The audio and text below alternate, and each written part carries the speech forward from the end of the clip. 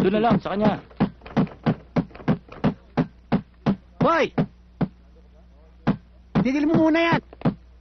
Sabing mamaya na yan eh. Hindi ako makapag-concentrate dito sa ginagawa ko. Kinakabit ko lang po, sir.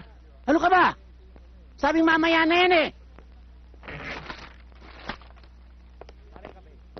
Pwede ba pinakikiusapan kita? Tama na yan.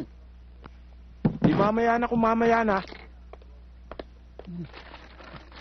Hindi makapag-concentrate dito eh. Sino gumagawa nito? Iniwang hindi tapos. Inuna siguro pag may merienda.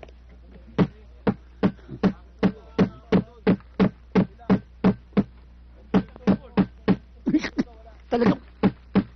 Yung galit ako na yan. Ay! Ay! Tigas ng ulo mo! Pag inulit mo pa yan, ito ang pupukpok ko sa'yo. Ha?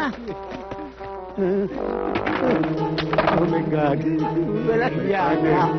Oh, Bigyan mo ng pantarita sa ilong ko. sorry, General.